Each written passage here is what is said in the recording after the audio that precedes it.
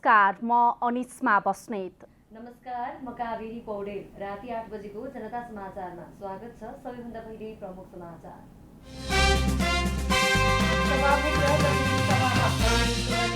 शीर्ष नेताहरूबीच छलफल, लोकतन्त्र र संविधान बचाउने जिम्मा दलहरूकै भएको बैठकको निष्कर्ष। गण्डकी प्रदेश प्रमुखद्वारा नयाँ सरकार गठनका लागि आह्वान, विपक्षी गठबन्धन दलहरूद्वारा मुख्यमन्त्रीमा बहुमतको दाबी पेश। यस वर्षको मनसुन नेपाल प्रवेश गरेको जल तथा मौसम विभागद्वारा जानकारी। केही स्थानमा भारी वर्षा हुने भएकाले सतर्कता अपनाउन आग्रह। विश्वका धनी मुलुकहरूले गरिब देशहरूलाई 100 करोड खोप दिने बेलायती प्रधानमन्त्री जोन्सनको विश्वास। G7 को बैठक अघि नै संकल्प गर्नुपर्नेमा जोड। र फिफा विश्वकप 2022 तथा एसियन कप 2023 छनौट अन्तर्गत दोस्रो चरणको अन्तिम खेलमा नेपालले अस्ट्रेलियासँग प्रतिस्पर्धा गर्दै।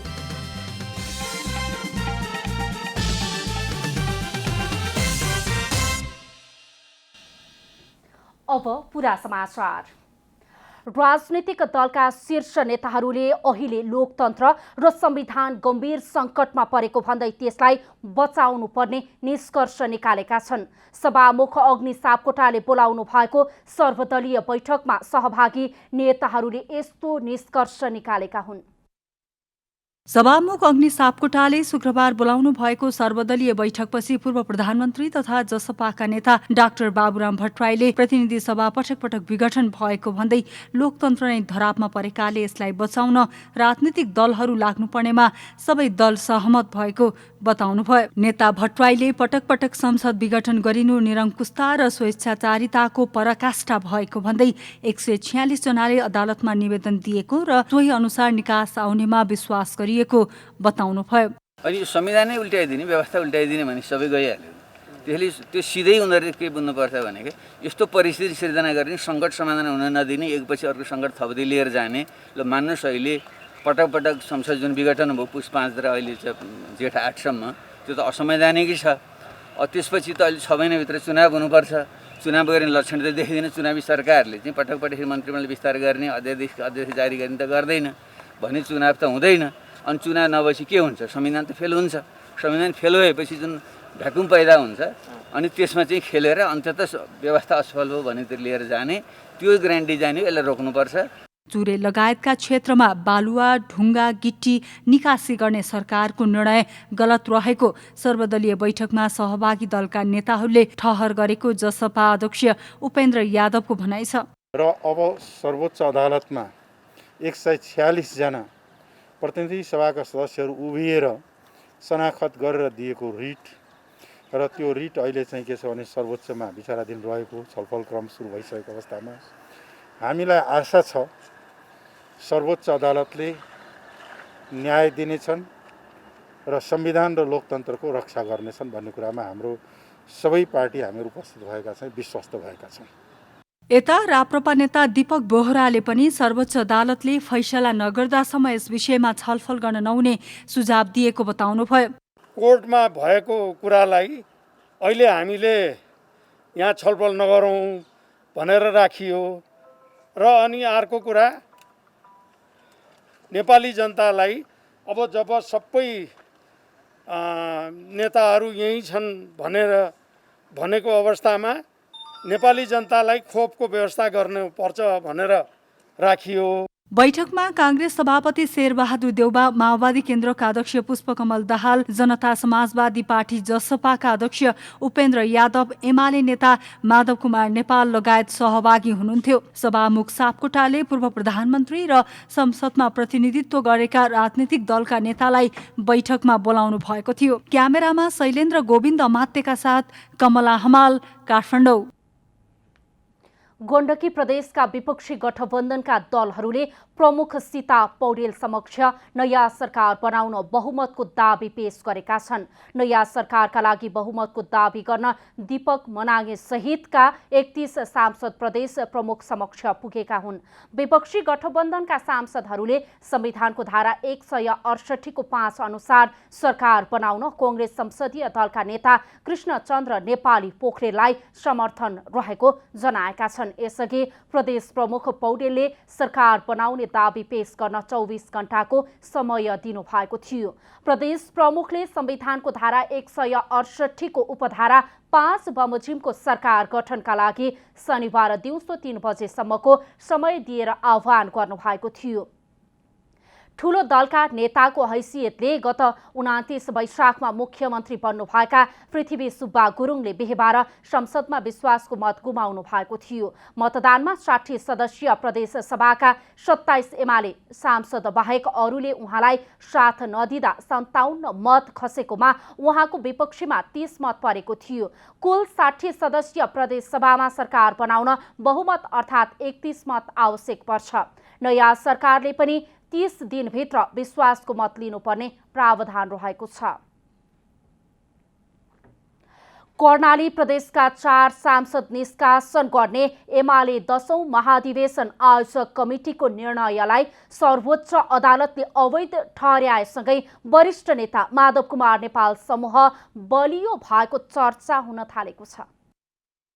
गत वैशाख 3 गते कर्णाली प्रदेशका मुख्यमन्त्री महेन्द्र बहादुर शाहीलाई पार्टी निर्णय विपरीत विश्वासको मत दिएको आरोपमा नेकपा एमाले 10औं महाधिवेशन आयोजक कमिटिले आफ्ना 4 सांसदलाई वैशाख 10 गते कारबाही गरेको थियो। एमाले सांसदहरू प्रकाश ज्वाला, कुर्मराज शाही, नन्दबहादुर बुढा र अमर बहादुर थापालाई पार्टीको साधारण सदस्य र सांसद समेत नरहने गरी कारबाही गरेको थियो। पार्टीको केन्द्रीय कमिटी र प्रदेश कमिटिले प्रदेश सरकारलाई दिएको समर्थन फिर्ता लिने कुनै निर्णय नगरेकाले र आफूहरूमाथि कानूनले नचिन्ने 10औं महाधिवेशन आयोजक कमिटिले कारबाही गरेकाले त्यसलाई बदर गर्न 4 सांसदले सर्वोच्च अदालतमा बुधबार निवेदन दिएका थिए। कानून अनुसार व्हिप उल्लङ्घन गरे बापत सांसदहरूलाई केन्द्रीय कमिटिले मात्र कारबाही गर्न सक्ने भएकाले एमाले अध्यक्ष केपी शर्मा ओलीले एकलौटी रूपमा गत फागुन 3 गते 9औं महाधिवेशनबाट निर्वाचित पदाधिकारी तथा केन्द्रीय कमिटी भङ्ग गरेर एकतर्फी रूपमा 10औं राष्ट्रिय महाधिवेशन आयोजक कमिटिले गरेको कारबाहीलाई सर्वोच्च अदालतले अवैध भनेको हो। यो आदेशले 10औं महाधिवेशन आयोजक कमिटिलाई नै अवैध घोषित गरेको भने होइन। तर उक्त आदेशले 10औं महाधिवेशन आयोजक कमिटिले केन्द्रीय कमिटिले गरेका काम र कारबाही दुवै अवैध हुने देखिन्छ। कांग्रेस सभापति शेरबहादुर देउवालाई समर्थन गरेको आरोपमा एमाले अध्यक्ष ओलीले खनाल नेपाल सहित 11 शीर्ष नेतालाई पार्टीबाट निष्कासन गर्नु भएको छ भने अन्य 12 नेतालाई स्पष्टीकरण सोधिएको छ। अदालतको उक्त आदेशले 10औं महाधिवेशन आयोजक कमिटिले यस्तो कारबाही गर्न नसक्ने भएको छ। त्यसको अर्थ उनीहरूलाई एमालेको 9औं महाधिवेशनले स्थापित गरेको केन्द्रीय कमिटिले मात्र कारबाही गर्न सक्छ। ओलीले पार्टी विधान विपरीत केन्द्रीय कमिटी विघटन गरेर महाधिवेशन आयोजक कमिटी गठन गरेको एमालेकै खनाल नेपाल पक्षले बताउँदै आएको छ। 9औं महाधिवेशनले निर्वाचित गरेका सबै कमिटी बिउताउनु पर्ने खनाल नेपाल पक्षको माग छ। यस्तै सुदूरपश्चिम प्रदेशका मुख्यमन्त्री त्रिलोचन भट्टलाई विश्वासको मत नदिन निर्देशन दिए पनि खनाल नेपाल पक्षका 17 जना सांसदले भट्टलाई विश्वासको मत दिएर उनको पद जोगाइदिएका थिए। कारबाहीका लागि एमाले प्रदेश कमिटिले स्पष्टीकरण सोधेको छ। सर्वोच्चको अन्तरिम आदेश आएसँगै खनाल नेपाल पक्षका संघीय तथा प्रदेश सांसदलाई कारबाही गर्न प्रधानमन्त्री ओलीलाई कठिन हुनेछ। कानून व्यवसायीले सर्वोच्चको उक्त आदेशले खनाल नेपाल पक्षका सांसदहरूलाई जथाभावी कारबाही गर्न रोकेको बताएका छन्। कानून व्यवसायीका अनुसार एमालेलाई 2075 जेठ 2 मै फर्काइदिएको व्याख्या समेत गरिरहेका छन्। जेठ 2 मा फर्किने ओलीको वक्तव्यलाई नेपाल पक्षकै मध्यमार्गी नेताहरूले समर्थन गरेकाले पनि एमालेमा एकपटक फेरि जेठ 2 मा फर्किएको अवस्थामा के हुने भन्ने बहस भने चलिरहेको छ। जेठ 2 अघिका कमिटीहरूमा पुनर्बहाली गर्न केपी ओली तयार भयो भने माधव नेपाल के गर्छन्? नेपाल पक्षकै केही नेता अब त्यतिले मात्र नपुग्ने बताइरहेका छन्। नेपाल पक्षकै नेताहरू जो ओली पक्षसँग वार्तामा छन् उनीहरूले भने जेठ 2 मा फर्केपछि पार्टी एकजुट हुने बताइरहेका छन्। कमला हमाल, काठमाडौँ। जनता समाजवादी पार्टीका अध्यक्ष महन्त ठाकुरले नागरिकता सम्बन्धी अध्यादेशलाई रोक्दा नागरिकता सम्बन्धी समस्या भयावह हुने बताउनु भएको छ। नागरिकताको अभावमा नागरिकहरू रोजगार, शिक्षा, व्यापार, व्यवसायका लागि र विदेश जान समस्या भएको अध्यक्ष ठाकुरको भनाइ छ।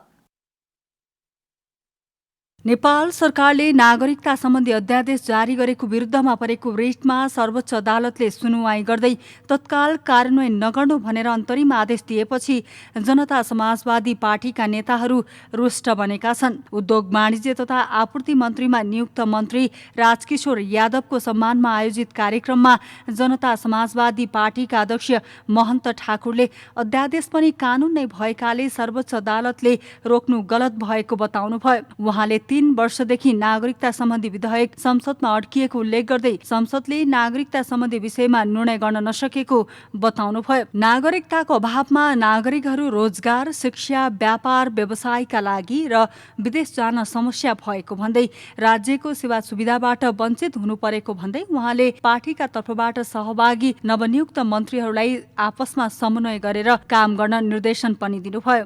अभी सर्वोच्च अदालत का एक फैसला आया है कि ऐसे महत्वपूर्ण विषय पर जो है अध्यादेश, सर्वोच्च का कहना था कि कानून द्वारा होना चाहिए, सर्वोच्च का ही कहना था, लेकिन अध्यादेश भी तो कानून ही होता है ना। उप प्रधानमन्त्री तथा शहरी विकास मन्त्री राजेन्द्र महतोले जसपालाई देश र जनताको सेवा गर्ने अवसर प्राप्त भएकाले देश र जनताप्रति समर्पित भावले आफ्नो दायित्व निर्वाह गर्नुपर्ने बताउनुभयो। देशको समृद्धि, विकास र जनताको अधिकारका निम्ति जसपाले सरकारमा बसेर इमानदारीतापूर्वक काम गर्ने प्रतिबद्धता व्यक्त गर्नुभयो। सरकार में रह के देश और जनता के सेवा करे के पदीय दायित्व निर्वाह करे के वही में हम सब पूरे लगन के साथ पूरे देश और जनता के हम सब विश्वास दियाबे चाहे छिए। पूरे लगन के साथ जनता समाजवादी पार्टी जे दायित्व भेटल है हमरा सबके, जनता समाजवादी पार्टी बहुत ही ईमानदारीता के साथ अपन जिम्मेवारी निर्वाह करते। उद्योग वाणिज्य तथा आपूर्ति मन्त्री राजकिशोर यादवले आफ्नो विवेक र ल्याकतले भ्याएसम्म आफ्नो जिम्मेवारी निर्वाह गर्ने बताउनुभयो। सरकारमा रहेर पार्टीको नीति, निर्देशन र उद्देश्य प्राप्त गर्न केन्द्रित हुने उहाँको भनाइ छ। पार्टी के जो नीति है, निर्देशन है, पार्टी के जो उद्देश्य है ओकरा मैक्सिमम हम रखना का एहि माध्यम से प्राप्त कर सकबै, ओहि में केंद्रित करबै।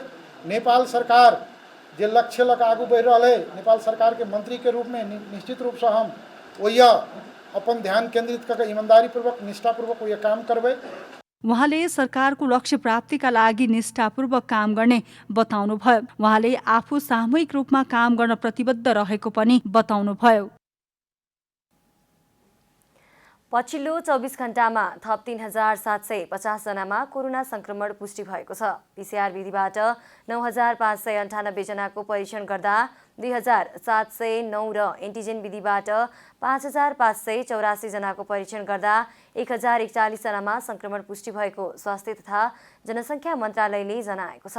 यस्तै पछिल्लो 24 घण्टामा थप 5225 जना संक्रमण मुक्त भएका छन्। हालसम्म 5,20,816 जना संक्रमण मुक्त भइसकेका छन्। नेपालमा निको हुने दर 86.2% रहेको छ। पछिल्लो समय नयाँ संक्रमित भन्दा निको हुनेको संख्या बढी हुन थालेपछि सक्रिय संक्रमितको संख्या घट्दै 75,275 पुगेको छ। यसमध्ये 69,686 जना होम आइसोलेसन, 5,589 जना संस्थागत आइसोलेसन, 1,189 जना आइसियुमा र 366 जना भेन्टिलेटरमा रहेको स्वास्थ्य मन्त्रालयको तथ्याङ्क छ। यसैगरी पछिल्लो 24 घण्टामा थप 67 जनाको मृत्यु भएसँगै नेपालमा कोरोना संक्रमणबाट मृत्यु हुनेको संख्या 8,305 पुगेको छ। नेपालमा मृत्यु हुने दर 1.6% रहेको छ।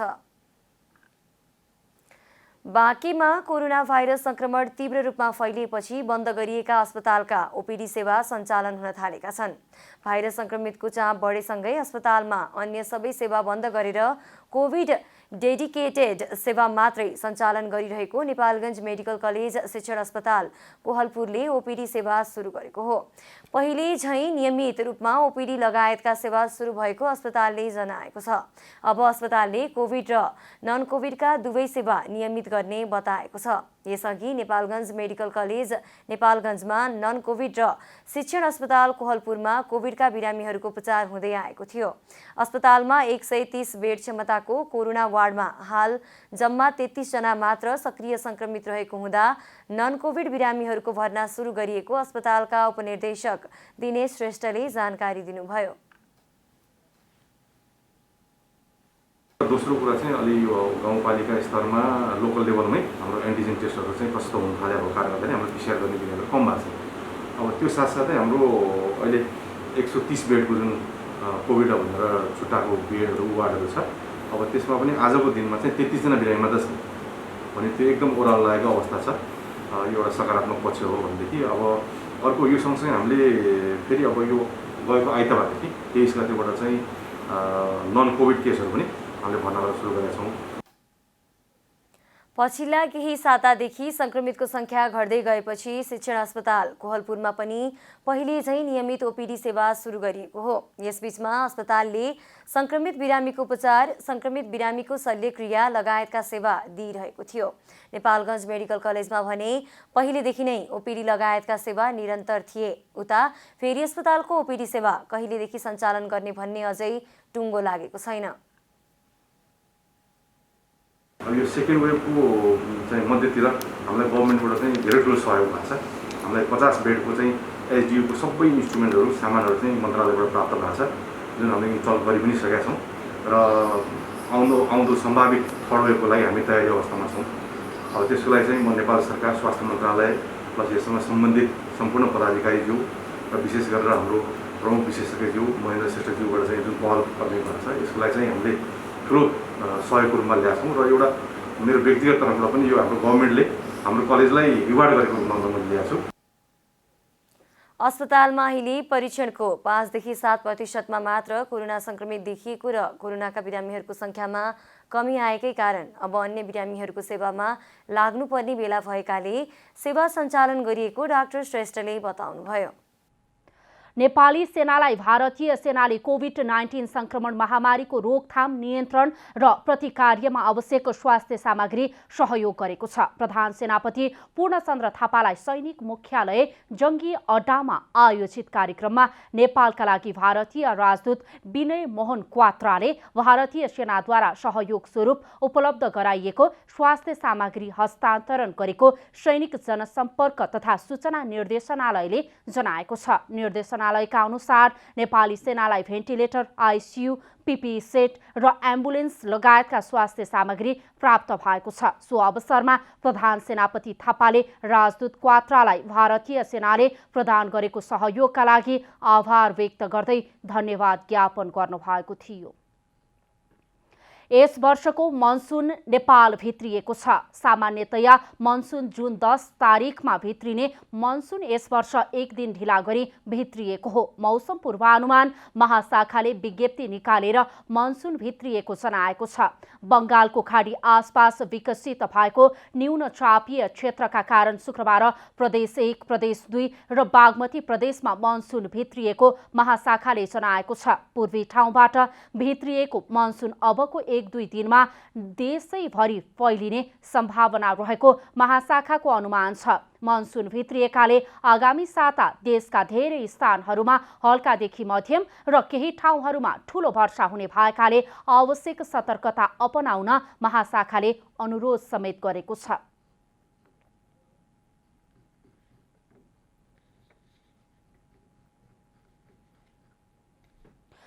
धनुषाको मुखियापट्टी मुसहरनिया गाउँपालिका 6 मा एउटै पोखरीमा डुबेर 5 बालिकाको मृत्यु भएको छ।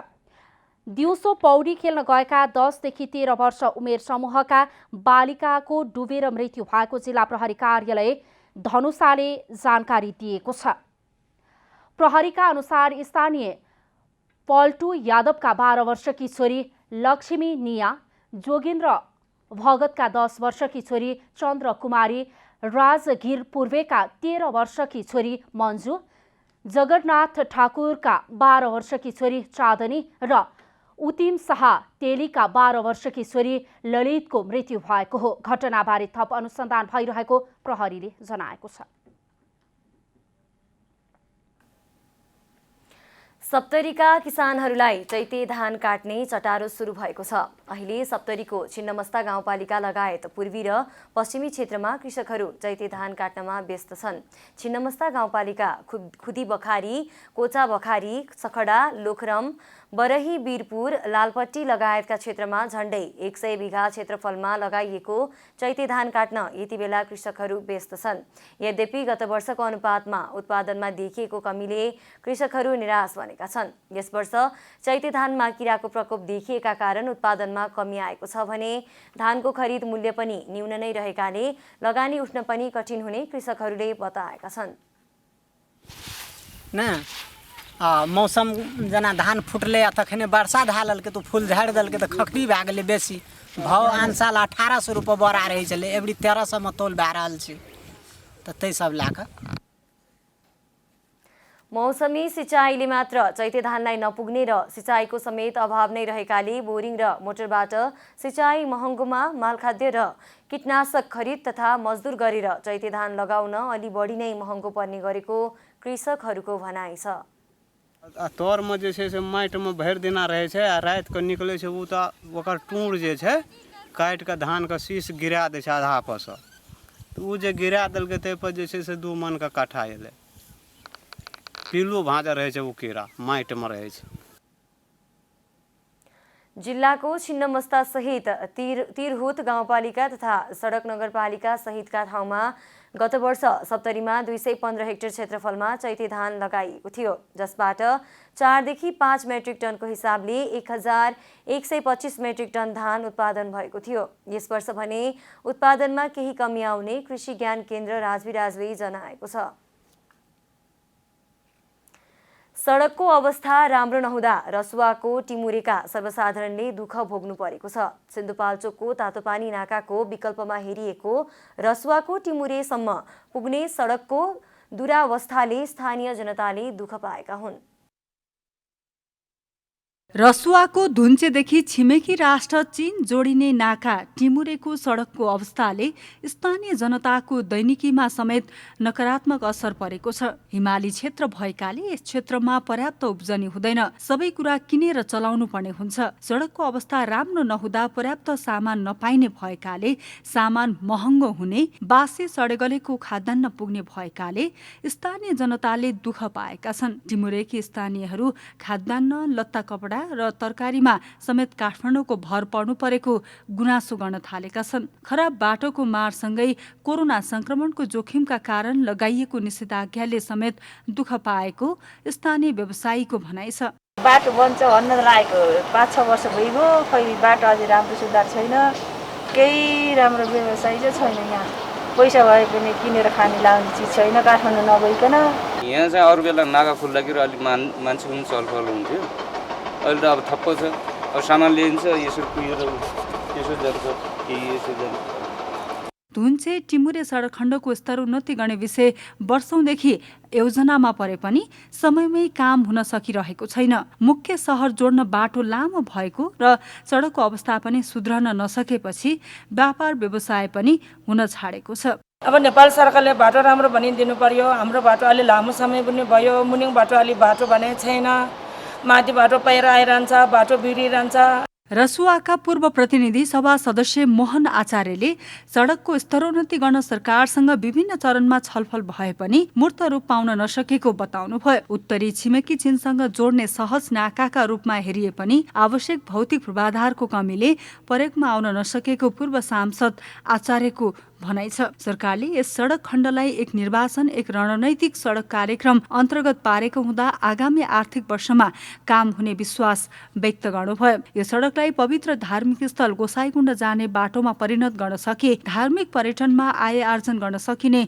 पूर्व सांसद मोहन आचार्यको भनाइ छ। यसले चाहिँ दीर्घकालीन रूपमा यो बाटोलाई चाहिँ हामीले अपग्रेड गर्दै जानुपर्ने छ, किनभने गोसाइकुण्ड आजको मितिमा यो धार्मिक पर्यटनको लागि यसले रसुवा जिल्लाको आय आर्जनको लागि ठुलो टेवा पुग्नेवाला छ। त्यसले गर्दा यही रूपले नै हामीले लिएर यसलाई महत्त्वका साथ हामी दिँदै अगाडि बढ्छौँ। यो सडक पासाङ लामो राजमार्गको नामले पनि चिनिन्छ। यस सडकको ठिक तल मैलुङ स्याब्रुबेसी सडक पर्दछ। मैलुङ स्याब्रुबेसी सडक टिमुरेसम्म पुग्ने भएकाले पासाङ लामो राजमार्ग कतै ओझेलमा पर्ने हो कि भनेर स्थानीयमा चिन्ता बढेको छ। अब आर्थिक समाचार। आर्थिक समाचारका साथमा हुलास भए अरू किन खोज्ने।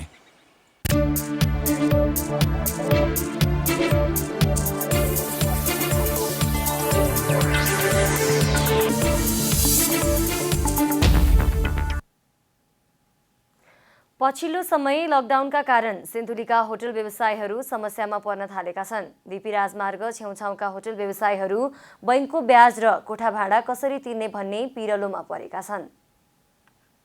कोरोना भाइरस कोभिड-19 संक्रमण फैलिन नदिन सरकारले गरेको निषेधाज्ञाका कारण होटल व्यवसाय धराशायी बन्दै गएका छन्। लकडाउनका कारण सिन्धुलीमा होटल व्यवसायीहरू ठूलो मारमा परेका हुन्। लकडाउनका कारण हरेक क्षेत्र ठप्प रहँदा होटल व्यवसायमा सबैभन्दा धेरै नोक्सानी भएको उनीहरूको भनाइ छ। सबभन्दा धेरै मारमा परेको भनेको होटल व्यवसाय हो। अब हाम्रो यो मुलकोट विकास समाज भनेर हाम्रो एउटा छ, यसले टोटल सबै यहाँको व्यवसाय सबै व्यवसायलाई समेट्छ। होटल व्यवसायीहरू यति बेला पलायन हुने अवस्थामा पुगेका छन्। सिन्धुलीमा रहेका होटल, रिसोर्ट, होमस्टे लगायत अन्य होटलहरू पनि पूर्ण रूपमा बन्द छन्। यसबाट होटल व्यवसायमा अर्बौंको नोक्सानी मात्रै होइन, ठूलो संख्यामा बेरोजगारी बढेको छ। ऋण काटेर व्यवसाय सञ्चालन गर्नेहरूको यति बेला ऋणले ढाड सेकेको छ, तर त्यसतर्फ राज्यको ध्यान जान सकेको छैन। यो निषेधाज्ञा भए पश्चात त अब मुख्य गरी हाम्रो होटल पर्यटन व्यवसाय एकदमै मारमा परेको छ। अब धेरै जसो होटल व्यवसायी 90% होटल व्यवसायी चाहिँ सबै भाडाको घरमा राखेर चाहिँ गरेको अवस्था छ। कर्मचारीहरू चाहिँ अब घर पठाउन सकेको अवस्था छैन। पठाउँ भने फेरि अब महामारी खुलिहाल्यो भने पनि ल्याउनलाई समस्या। ऋणको ब्याज तिरिरहनु पर्छ, व्यवसाय सञ्चालन हुन सकिरहेको छैन। पर्यटन क्षेत्रभित्र पनि होटल व्यवसायमा सबैभन्दा धेरै नोक्सानी भएको छ। अहिलेको लकडाउनले त सम्पूर्ण रूपमा उद्योग, कल कारखाना, व्यवसाय सबै धराशायी नै भएको छन्। जसमध्ये विशेष गरेर अब यो पर्यटन क्षेत्रसँग जोडिएको यातायात, होटल व्यवसायहरू चाहिँ बढीभन्दा बढी प्रभावित भएका छन्। पर्यटन र होटल व्यवसायलाई चलायमान बनाएर सरकारले राष्ट्रको आम्दानीमा वृद्धि गराउनु पर्ने उनीहरूको माग छ। सिन्धुलीबाट रविन्द्र भट्टराईको रिपोर्ट। अब खेलकुद समाचार।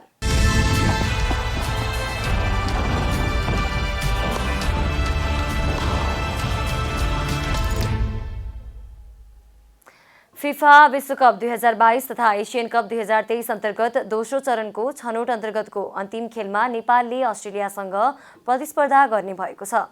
कुवेत सिटी स्थित जाबेर अल अहमद अन्तर्राष्ट्रिय स्टेडियममा आज नेपालले अस्ट्रेलियासँग खेल्नेछ। अस्ट्रेलिया र नेपाल बीचको खेल आज राति 9:45 मा सुरु हुनेछ। नेपालका मुख्य प्रशिक्षक अब्दुल्लाह अल मुताइरीले अस्ट्रेलियासँग उत्कृष्ट खेल खेल्ने बताउनु भएको छ।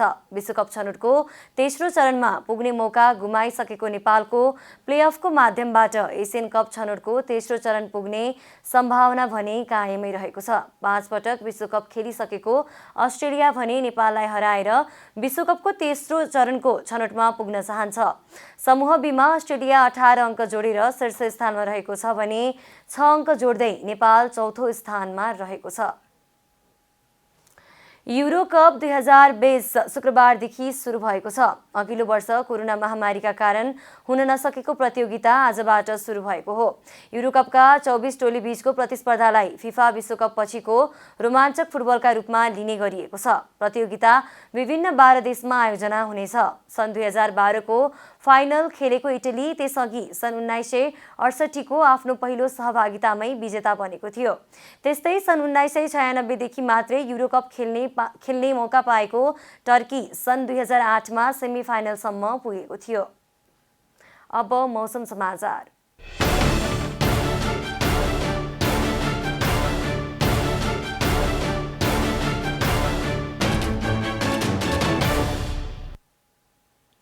हाल देशभर सामान्यदेखि पूर्ण बदली भई केही स्थानहरूमा वर्षा भइरहेको छ। आज राति देशभर सामान्यदेखि पूर्ण बदली भई देशका अधिकांश स्थानमा मेघगर्जन र चट्याङ सहित हल्कादेखि मध्यम वर्षाको सम्भावना रहेको जल तथा मौसम पूर्वानुमान महाशाखाले जनाएको छ। अब देशभरका विभिन्न स्थानका मौसम सम्बन्धी थप विवरण।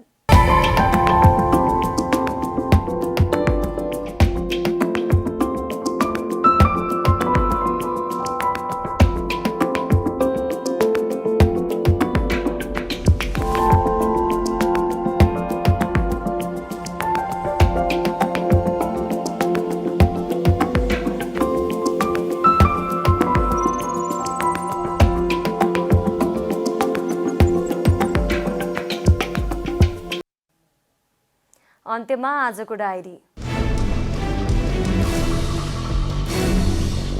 राजनीतिक दलका शीर्ष नेताहरूले अहिले लोकतन्त्र र संविधान गम्भीर सङ्कटमा परेको भन्दै त्यसलाई बचाउनु पर्ने निष्कर्ष निकालेका छन्। सभामुख अग्नि सापकोटाले बोलाउनु भएको सर्वदलीय बैठकमा सहभागी नेताहरूले यस्तो निष्कर्ष निकालेका हुन्। पछिल्लो 24 घण्टामा थप 3750 जनामा कोरोना संक्रमण पुष्टि भएको छ। पीसीआर विधिबाट 9598 जनाको परीक्षण गर्दा 2709 र एन्टिजेन विधिबाट 5584 जनाको परीक्षण गर्दा 1041 जनामा संक्रमण पुष्टि भएको स्वास्थ्य तथा जनसङ्ख्या मन्त्रालयले जानकारी दिएको छ। पछिल्लो समय निषेधाज्ञाका कारण सिन्धुलीका होटल व्यवसायीहरू समस्यामा पर्न थालेका छन्। बीपी राजमार्ग छेउछाउका होटल व्यवसायीहरू ब्याङ्कको ब्याज र कोठा भाडा कसरी तिर्ने भन्ने पिरलोमा परेका हुन्। कोभिड-19 संक्रमण फैलिन नदिन सरकारले गरेको निषेधाज्ञाका कारण होटल व्यवसाय धराशायी बन्दै गएकोमा व्यवसायीहरूले चिन्ता व्यक्त गरेका छन्।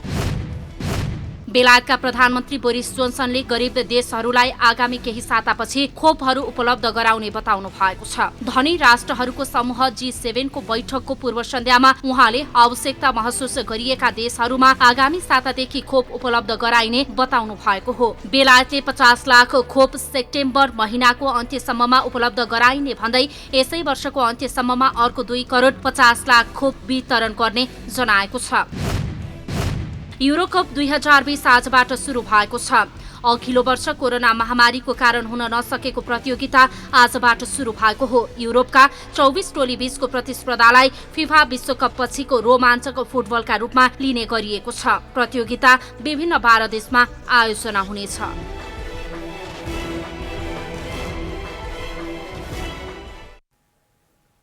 जनता समाचार अहिलेलाई यति नै। जनताद्वारा जनताका लागि प्रसारित जनता टेलिभिजनका कार्यक्रमहरू युट्युब, ट्विटर, फेसबुक र हाम्रो वेबसाइट जनतासमाचार.com मा पनि पढ्न र हेर्न सक्नुहुनेछ। सूचनामा तपाईको सहभागिता, समयमा समाचार हाम्रो प्रतिबद्धता। कोरोना भाइरसको संक्रमणबाट बच्न नियमित रूपमा साबुन पानीले हात धौँ, भिडभाडबाट टाढै रहौँ, मास्कको अनिवार्य रूपमा प्रयोग गरौँ। नमस्कार।